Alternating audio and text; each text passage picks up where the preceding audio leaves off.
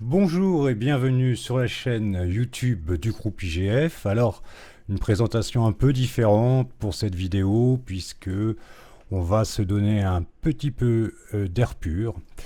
On va se détendre un peu avec le business plan de Mickey. Donc Mickey évidemment c'est Disney, la compagnie Disney et en termes de marketing, eh bien on va voir que c'est une réussite totale de cette société qu'on a appelée l'usine à rêves. Alors l'empire Disney, depuis que son créateur a conçu le personnage de Mickey Mouse, la société est devenue une marque connue à travers le monde entier. Et son centre névralgique, je dirais, est situé en Californie, à Burbank. Donc vous voyez l'image apparaître ici. C'est un conglomérat de divertissement familial et de médias. Alors ça comprend pas que les dessins animés, hein, mais les parcs, les produits dérivés et évidemment toute la production Disney, tant au cinéma que pour la télévision. Et puis maintenant, évidemment, la chaîne Disney. Disney Channel, qui évidemment est une source de revenus très importante pour la société.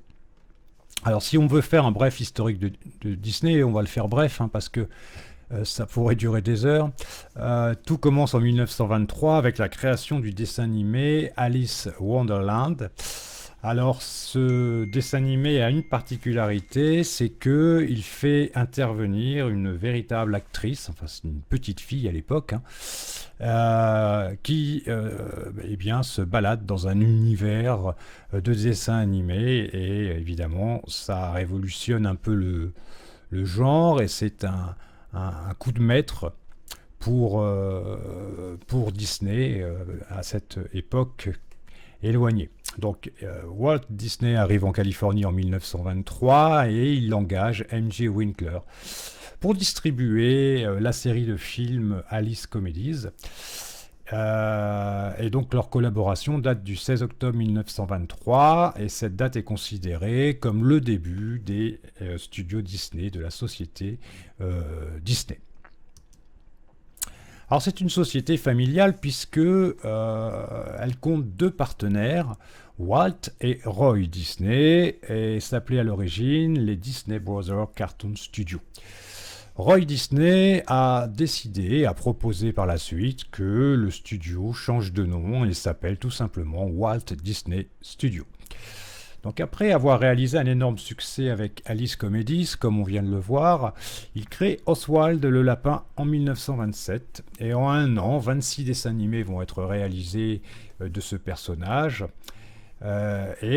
qui représente un certain succès à l'époque.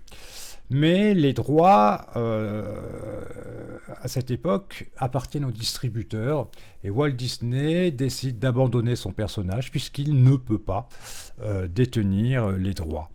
Ce qui paraît un peu étonnant aujourd'hui, mais à l'époque c'était comme ça. En 1928, il a donc l'idée d'un personnage, d'une souris, et cette souris, il va choisir de l'appeler Mortimer. Alors, elle va changer de nom. C'est la femme, pour la petite histoire de Walt Disney, qui trouvera le nom de Mickey, Mickey Mouse.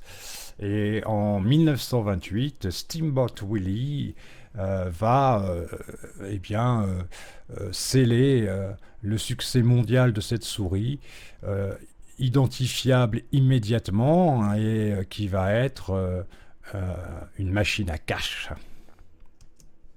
Alors, Disney passe du format court, il va accompagner les dessins animés de Mickey d'autres personnages comme Donald Duck, Pluto, Dingo, et puis il va aussi réaliser la série Silly Symphonies qui véhicule des images animées évidemment, mais sur de la musique classique principalement, même si ce n'est pas uniquement le cas, certains compositeurs maison vont participer.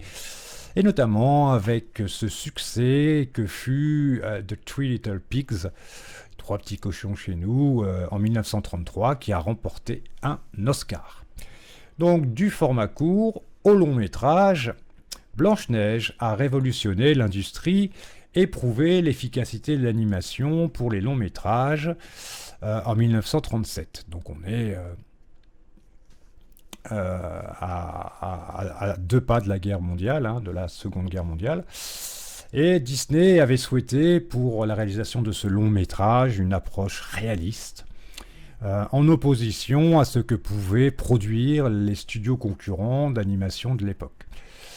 Il faut savoir que le budget a été mis à rude épreuve durant cette production, car Disney souhaitait toujours aller plus loin et bien engouffrer les millions dans cette production, à tel point que les financiers participant à l'aventure commençaient à avoir un peu peur. Et c'est Roy Disney qui a convaincu son frère de montrer un extrait de Snow White aux financeurs afin de les rassurer. Et effectivement, dès qu'ils ont vu cet extrait, eh bien, ils n'ont plus eu aucun doute sur le bien fondé de continuer à produire, à fournir le financement de Snow White, qui fut évidemment un succès mondial. Suivront Pinocchio en 1940, Fantasia la même année, Dumbo en 1941 et Bambi en 1942. Alors, les longs métrages d'animation ont continué à se succéder. On peut citer Cendrillon en 50, Alice au Pays des Merveilles en 51, à ne pas confondre avec le premier Alice au Pays des Merveilles que nous avons vu tout à l'heure, Peter Pan en 53 et La Belle et le Clochard en 55, avec des directions et des orientations d'équipe un peu différentes suivant les productions. Mais l'attention de Disney commence à se focaliser sur les longs métrages d'action, c'est-à-dire plus dans le dessin animé, ou alors on est moitié dessin animé, moitié action, comme on peut le voir dans Mary Poppins par exemple, les productions télévisées, et surtout Disney est très attaché au démarrage de son nouveau parc à thème, Disneyland, qui a ouvert ses portes en 1955 en Californie, à Anaheim pour être précis, et c'est aussi à cette époque que Disney crée la société de distribution Buena Vista, afin d'avoir le contrôle total sur ces films et leur commercialisation. C'est une obsession chez Disney, et à juste titre d'ailleurs, c'est d'avoir la mainmise sur ses propres productions. Sans doute un mauvais ressenti dû à Oswald le lapin. Alors à qui appartient Disney? Alors à beaucoup de monde bien sûr, c'est une société tentaculaire. Mais le principal actionnaire est Vanguard Group Incorporation, qui détient 137 millions d'actions, soit environ 7,6%. Alors à noter que la famille Disney détient actuellement moins de 3% de Disney Company. Et le reste est dispatché au sein de plusieurs actionnaires. Alors les profits de Disney, l'activité de l'entreprise tourne autour de 5 pôles. Les studios de production, qui sont sa marque de fabrique, qui sont la raison même d'exister de Disney au départ, donc les films, la musique, les pièces de théâtre, etc. Les produits de consommation, autrement dit le merchandising de la marque Disney, que l'on retrouve vendu principalement dans les parcs, mais pas seulement, ils sont distribués dans le monde entier et souvent d'ailleurs par des industriels qui ont acheté les droits des personnages pour les faire figurer sur leurs produits. Mais bien sûr, ils rémunèrent Disney, pas gratuit. Les produits interactifs qui sont les jeux et les divertissements en ligne, les parcs et loisirs, parcs à thème et complexes touristiques, et les réseaux multimédia. On peut citer ABC Family et Disney Channels comme étant les plus connus. Alors là, maintenant, ce que vous voyez, c'est absolument prodigieux. Alors, l'histoire veut que ce soit Walt Disney lui-même qui aurait, dans les années 50, réalisé ce business plan. C'est tout à fait possible. En tout cas, il est hallucinant car il montre tout ce qu'est finalement la société Walt Disney aujourd'hui, tout part au centre des productions de dessins animés, de films, et puis on va avoir des liens avec plusieurs autres activités connexes. Et c'est toujours les films qui vont alimenter ces activités. Donc on voit qu'ils alimentent la télévision. La télévision va permettre de faire la promotion des films. Ils alimentent la production de musique. On voit pardon, que les musiques de films permettent de garder intacte la mémoire des films produits. Les gens connaissent finalement aussi bien les chansons que les films Disney. Donc ça permet qu'ils n'oublient pas le film en question et donc de pouvoir le ressortir régulièrement, soit sous la forme de vidéos ou de diffusion via les télévisions privées maintenant, etc. Le merchandising, évidemment, qui lui est issu évidemment des films, mais également qui va se retrouver vendu dans Disneyland et dans les différents magasins détenus par la firme.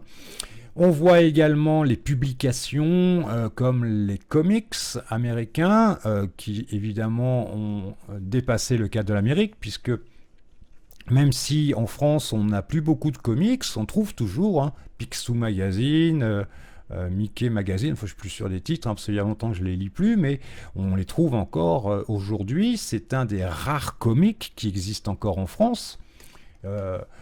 Les comics américains de type Marvel ne sont plus disponibles aujourd'hui qu'en véritables livres, mais pas en magazine. Malheureusement d'ailleurs, à l'époque, on avait des magazines comme Strange, par exemple, qui véhiculaient les aventures de Spider-Man ou des choses comme ça. Et puis on voit donc que ces comic strips vont pouvoir permettre de créer d'autres publications sous d'autres formes et d'autres magazines. Et tout ça, vous voyez, s'articule parfaitement et représente le business plan idéal pour cette société de divertissement qui a su utiliser toutes les ficelles à sa disposition. C'est un document absolument extraordinaire qui mériterait d'ailleurs une vidéo à lui seul pour bien analyser tous les liens qui s'y trouvent. C'est absolument époustouflant. Alors l'analyse MOF de Disney, donc les menaces, c'est la concurrence bien sûr, qui est de plus en plus présente avec les nouveaux canaux de médias. Le piratage, c'est-à-dire le fait de pouvoir trouver gratuitement des films, par exemple. Disney, évidemment, ce n'est pas le seul concerné, mais il est particulièrement concerné. Et puis des frais généraux énormes. La masse salariale de Disney Company est énorme, puisque quelle que soit son activité, elle a besoin d'une forte main-d'œuvre. Ces opportunités, eh bien, la chaîne Disney+, bien sûr, en est une, elle est en pleine expansion aujourd'hui. Sa capacité d'adaptabilité à l'ère du temps, les studios Disney ont toujours essayé de sentir l'ère du temps, suivant ces 9 décennies d'existence, et notamment dans les modes, mais aussi les courants de pensée. Et d'ailleurs, aujourd'hui, certains dessins animés sont impactés par le wokisme aux États-Unis, et notamment des dessins animés comme Dumbo peuvent être précédés d'un avertissement des studios Disney qui s'excusent d'avoir mis certaines scènes à l'intérieur visant à caricaturer certaines catégories de la population, comme la population afro-américaine par exemple. En opportunité, on notera également son expansion mondiale, puisque il n'est pas encore implanté totalement dans le monde entier, mais sa marque est absolument connue, on y reviendra dans ses forces, mondialement, ce qui va lui permettre de pouvoir encore étendre sa présence dans le monde. Alors, au niveau des faiblesses, on a une dépendance forte à l'Amérique du Nord. Plus de 70% des revenus de Disney proviennent en effet du marché nord-américain, Ce qui fait que quand ce marché va mal, eh bien Disney va moins bien, forcément. Il est très très très associé et dépendant donc du marché américain, nord-américain. Et puis, sa marque est associée à l'enfance pour beaucoup, alors que pas seulement, oui évidemment, mais pas seulement. Surtout aujourd'hui, avec les acquisitions nouvelles qu'a pu faire la société, que nous verrons par la suite. Euh, L'enfance n'est pas la seule cible Disney. Donc il faut faire attention à cette faiblesse. Au niveau des forces, alors on en a beaucoup évidemment, on l'a déjà dit mais on va le redire, c'est la valeur de la marque Disney qui est connue mondialement par tout le monde. Essayez de trouver une personne qui ne connaît pas la marque Disney, vous verrez que c'est pas simple. Une main-d'œuvre compétente, Disney s'est toujours encadré des meilleurs dessinateurs, des meilleurs producteurs, des meilleurs compositeurs, des meilleurs gestionnaires de parcs, etc. Hein. Et puis, il y a une coutume dans la société Disney de toujours être au plus près de la formation des personnels et ben ça fonctionne, ça donne vraiment une force à l'entreprise. Une expérience du marché, ça fait, on l'a déjà dit, 9 décennies hein, que Walt Disney est sur ce marché, donc il le connaît bien, il sait ce qui fonctionne moins bien, etc. Son offre est très diversifiée par rapport notamment à une certaine concurrence, et elle est, je dirais, de plus en plus diversifiée grâce à ces nouvelles acquisitions dont nous reparlerons tout à l'heure. Et puis une localisation des produits, il est capable, hein, notamment dans les parcs, d'adapter l'offre à la demande locale, ce qui lui permet eh bien, à chaque fois de cartonner, sans jeu de mots. Alors les développements récents, la firme a englouti plusieurs de ses concurrents au XXIe siècle. On ne va pas tous les citer, mais on peut citer les principaux et commencer par Marvel Studios, évidemment, avec toute sa batterie de super-héros, en passant par Spider-Man, Iron Man, etc. On ne va pas tous les citer. Lucasfilm et la série, évidemment, des Star Wars.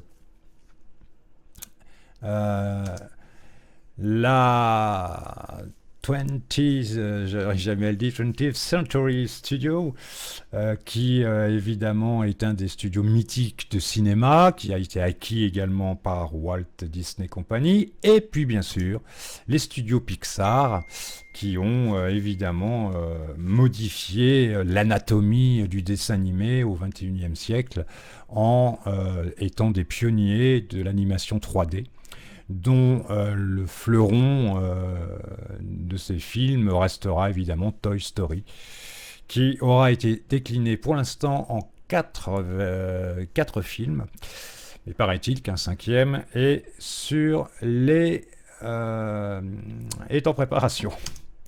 Alors en termes de chiffre d'affaires, vous voyez que ça se passe bien hein, pour la compagnie, puisque en 2006, alors c'est en milliards d'euros, milliards de dollars, pardon. Hein, on était à 33 milliards en 2006 pour 82 milliards en 2022. On peut remarquer la période Covid, hein, qui a généré une petite baisse, mais qui a été relativement bien gérée par Walt Disney, puisqu'elle a limité la casse en sortant par exemple des productions, évidemment pas en salle puisque on ne pouvait pas y aller, mais sur les canaux de diffusion, notamment du net bien sûr, avec un certain succès.